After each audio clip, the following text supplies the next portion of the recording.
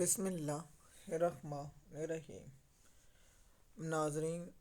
السلام علیکم، امید ہے کہ آپ لوگ سب خیریت ہوں گے۔ سب سے پہلے آپ سے درخواست ہے، کیا آپ اس بات سے اتفاق کرتے ہیں کہ جو سعودی عرب کے ولی عہد محمد بن سلمان پر ٹرمپ نے ایک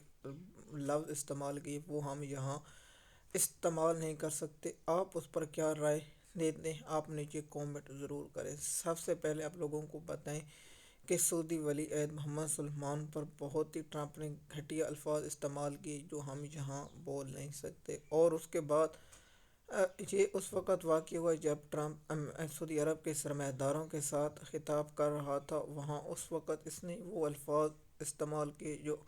ایک غیرت مند حکمران یا ایک حکمران یہ الفاظ استعمال کرنے سے گریز کرتے، اور اس کے ساتھ جو سعودی عرب امریکہ کا الائنس اور اتحادی بھی ہے۔ تو اس کے بیان کے بعد سعودی عرب کی جانب سے نہ کوئی رد عمل ہے نہ خاموشی ہے، لیکن عربوں کی خاموشی بھی بہت بڑا پیغام ہوتا ہے۔ اور اس کے بعد آپ کو معلوم ہے کہ محمد بن سلمان کیونکہ کنگ بننے والے ہیں، یہ ولی عہد ہیں، اور اس کے 100% چانس ہیں کہ یہ سعودی عرب کا بادشاہ بنے گا، اور اس کے بارے میں کنفرم ہے کیونکہ یہی حکومت کو چلا رہا ہے اور یہی حکومت ہے سعودی عرب کی۔ تو اس پر ہے تو امریکہ نے جو بیان دیے ہیں اس کے خلاف، اور پاکستان کے جو مولوی اگر کوئی اور غریب ممالک یا پاکستان کا کوئی ایک شخص غلطی سے بھی ان کے خلاف بات کر دیتا ہے تو مولانا طاہر الاشرفی جیسے جہلیت آدمی کو پٹا سے نکال کر چھوڑ دیا جاتا ہے اور وہ کرتا ہے۔ لیکن اب یہ کہہ رہے ہیں کہ لوگ اگر آپ کو معلوم ہے کہ جو شیر افضل مروہ جیسا گھٹیا کردار جس نے عمران خان کی پیٹھ میں چھرا گھونپا، اس نے ایک ایسا بیان دیا تھا جس پر مولوی اور بہت سے لوگ چڑھ دوڑے تھے۔ لیکن اب ٹرمپ کے بارے میں نہیں، کیونکہ ٹرمپ کو بھی خوش رکھنا ہے اور سعودی عرب کو ایک کشتی میں سوار ہے اور ایک کشتی میں چھیت بھی، اس کو ڈوبنے نہیں دینا اور اس سے بھی سفر جاری رکھنا ہے، یعنی دونوں کے ساتھ اچھے تعلقات رکھنے ہیں۔ تو سعودی محمد بن سلمان پر جو ٹرمپ نے گھٹیا الزام لگایا اس کی ہم شدید الفاظ میں مذمت کرتے ہیں، اور سعودی عرب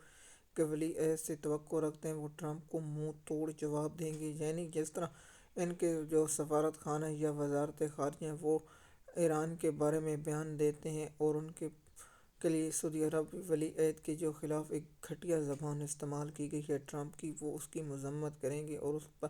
امریکہ کی عوام سے طلب کریں گے اور سفارت خان کو ڈی مارچ کریں گے اور اس کو احتجاج کریں گے۔ دیکھتے ہیں کہ عرب حکمرانوں میں یہ ہے یا نہیں۔ اس پر ہم اپنی رائے کا اظہار کیا ہے کہ میری جو ذاتی رائے ہے کہ عرب اس پر کوئی نہ کوئی رد عمل دیں گے۔ آپ کی اس پر کیا رائے ہے؟ آپ نیچے کومنٹ میں ضرور بتائیں۔ دوسری بات یہ ہے کہ محمد بن سلمان پر ٹرمپ کیوں غصہ ہے، یہ ہر ذہن میں ہوتا ہوگا، کیونکہ ٹرمپ چاہتا ہے کہ ایران پر سعودی عرب اور یو اے ای اور قطر اور کویت اور عمان حملہ کر دیں، اور اس حملے کے نتیجے میں ایران ان کی جو تیل ریفائنری ان کو مکمل طور پر تباہ و برباد کر دے، اور اس کے بعد امریکہ کا تیل فروخت اور ان کو اتنا کمزور کر دے اور ان کی معاشی حالات اتنی کمزور کر دے تاکہ